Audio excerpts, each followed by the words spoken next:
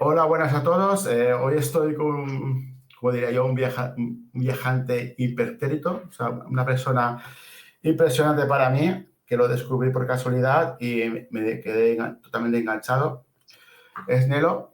Nelo, preséntate, por favor. Dinos quién eres, qué haces y por qué estás aquí. Hola, hola a todos, ¿eh? Encantado primero de estar aquí en tu canal, donde he visto reportajes y documentales y testimonios muy interesantes. Gracias, es un honor poder No, acompañarte. Yo soy, yo soy Nelo y tengo 54 años, soy de Valencia y creo que estoy aquí por dos cosas, por motos y por viajes, o englobando todas en una, claro, sí, viajes en moto. básicamente. Hombre, Vale. eso, En- eso es lo que más me hace tilín a mí.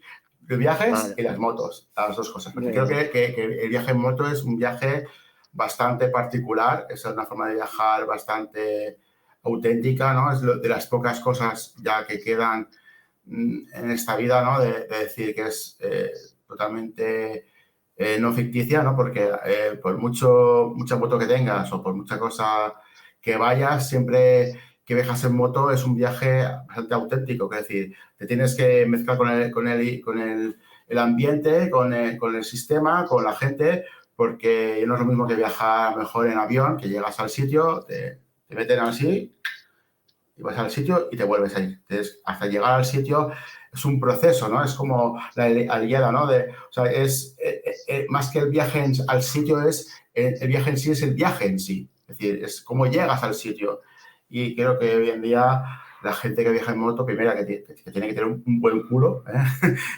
Unas buenas posaderas, porque dejar en moto es muy pesado y más cuando se hace largas distancias y hay que tener verdaderamente un gran aguante. Pero bueno, Nelo, vamos a empezar porque este señor aquí que veis es una persona que ha viajado un montón. O sea, cuando me estaba preparando la entrevista, hice la imprudencia de preguntar a Nelo, digo, pásame algo para poder contarte en contexto, ¿no? Porque me gusta prepararme.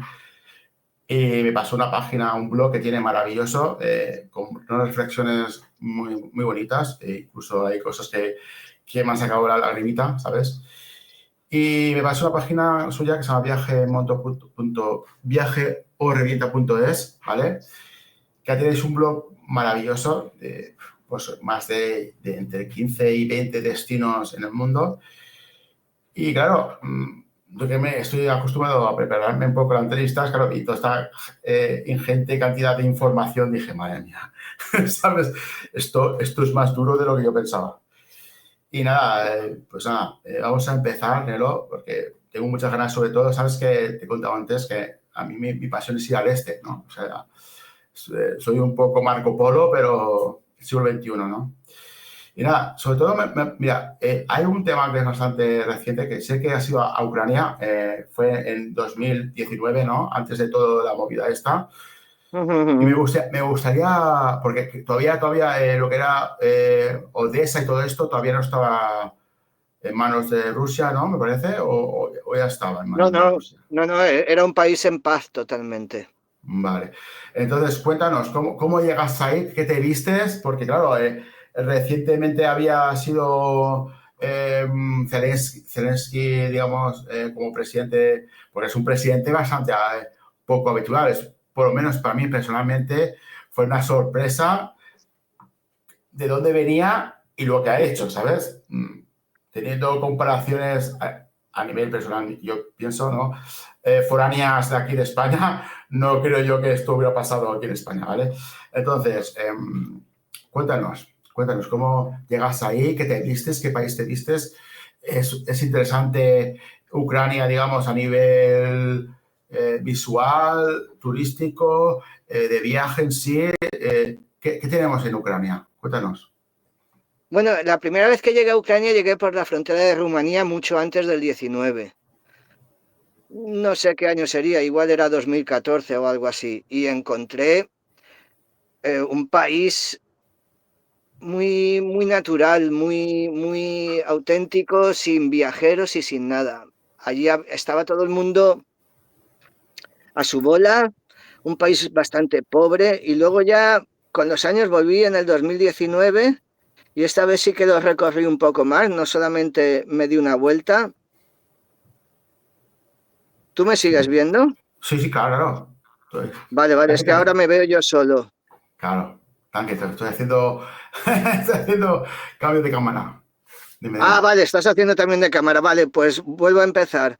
Estaba por la segunda vez en el 2019, pues lo recorrimos y vimos un país muy pacífico, muy normal, con gente muy normal, con mucho sabor de los países del este, porque claro, es muy puro, pero vimos un país bastante en paz y muy tranquilo. Sí que vimos lo que es monumentos a los mártires de la invasión anterior rusa, de cuando invadió la península de Crimea, y sonaba así un poco como tambores de guerra en ese sentido en el centro de Kiev, pero yo nunca pude haber imaginado que poco después iba a haber allí una guerra abierta y total. Era inimaginable. Estuvimos en la ópera, estuvimos por todo Kiev, estuvimos bañándonos por allí en Odessa. Lo pasamos muy bien, ¿no? Fue un país más para nosotros, nos gustó mucho. Sí, En ese viaje iba porque, acompañado. porque muchas veces pensamos que esto de la guerra es como que son trompetas de guerra, ¿no? Que es inminente, ¿no? Y que se sabe que va a haber una guerra. Pero claro, tú fuiste en 2019 realmente, o sea, faltaba menos de 2 años o 3 para lo que es el conflicto abierto.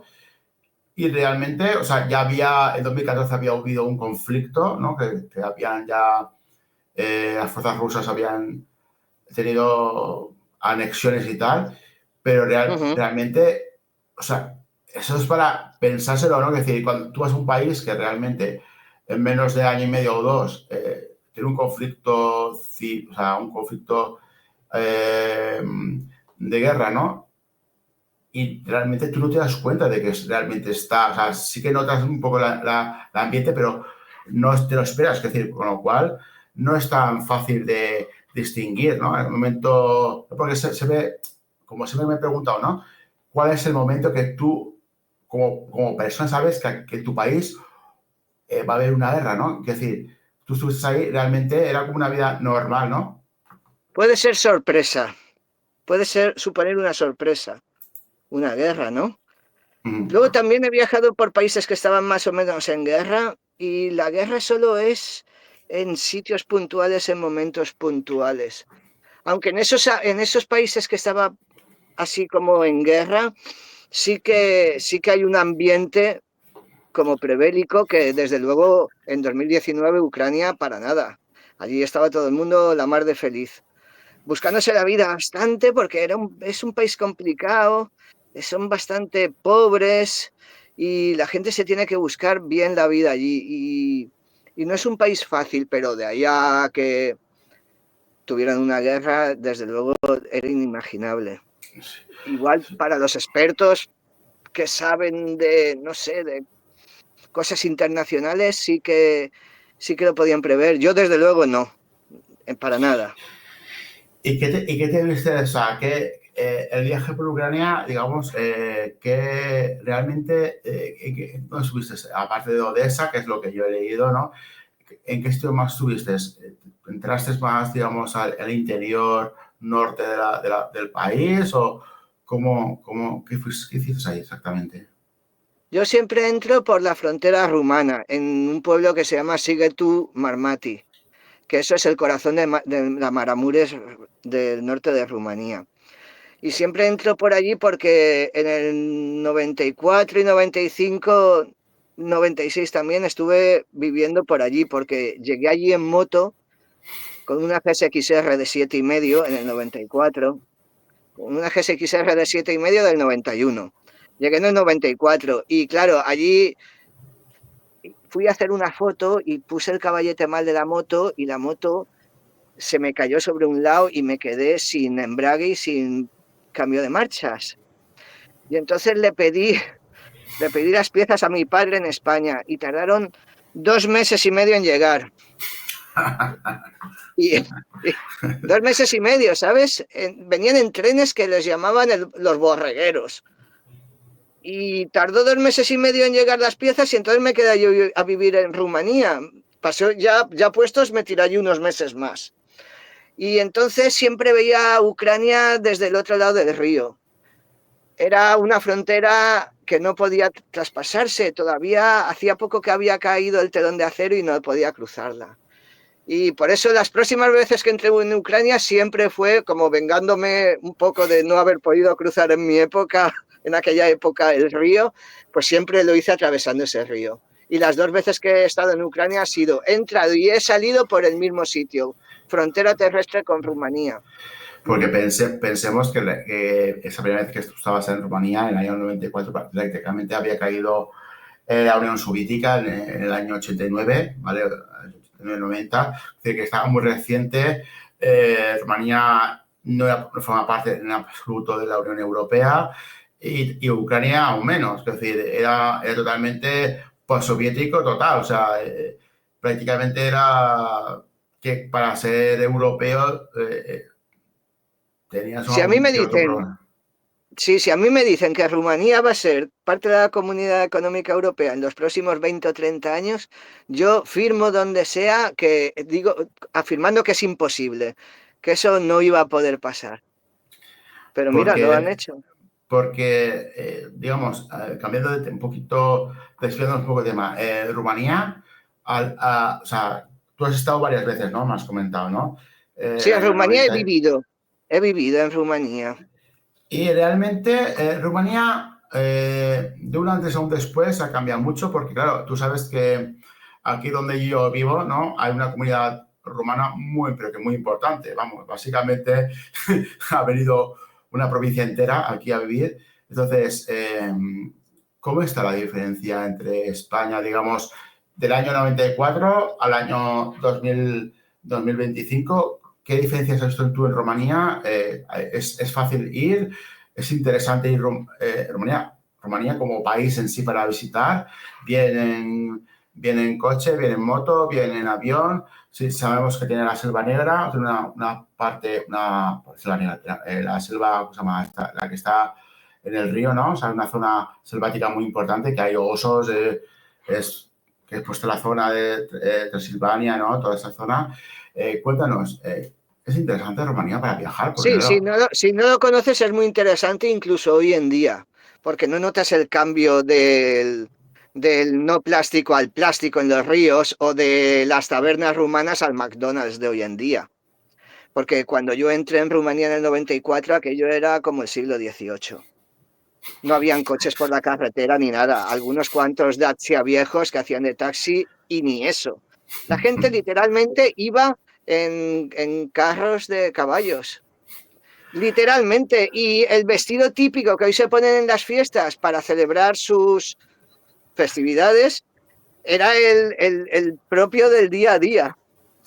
Entonces era como haber retrocedido en el siglo XVIII. España en el 94 era el 94, pero Rumanía en el 94 era como en el siglo XVIII. o Allí no sea, habían visto un extranjero nunca. Ceausescu acababan de de meterle. ejecutarlo. Sí, exactamente. Y aquello todavía se mantenía de una manera que cuando vuelves, tardé 20 o 25 años en volver. Y dije, madre mía, qué cambio, ahora sí que ha pegado cambio. Ahora es un viaje sin complicaciones. Ahora es un viaje fácil, es agradable, llegas allí con tu moto, cruzas toda Europa, te ves aquello. Para mí la región más interesante no es Transilvania, lo siento por los que son de Transilvania. Para mí la región más interesante es la Maramures, eso lo tengo claro. Y aún así que ha ¿Qué cambiado es? bastante Maramures. Zona Maramures es el norte. norte del país, frontera con Ucrania. ¿Y ahí qué podemos encontrar en Maramurex? Bueno, allí lo que pasa es que no son tan rumanos, son más astrohúngaros, tienen bastante influencia de la cultura húngara, pero a la vez han estado muy aislados de Hungría. Entonces, lo que se ha formado allí es un pueblo muy peculiar, pues podríamos decir que equivaldría, hablando rápido, pues como el País Vasco en España o como Navarra, o como Asturias, o como Galicia, que se nota que no es el centro. Tú pasas de Andalucía a Galicia, ¿verdad? Y parecen países diferentes. Pues lo mismo, aquello es el norte del país, muy interesante, Maramures, fantástico. ¿Esa es la zona que hay tanta etnia gitana o es otra zona? Sí, Sí, sí, es donde. sí. Todo el norte de Rumanía hay bastante etnia gitana. Sí, ya lo creo. Que son unos artistas de lo que es el cobre y todo esto, ¿no? Que tienen mucha maña con el tema. Sí, bueno, en general allí lo que son artistas del tallado de la madera.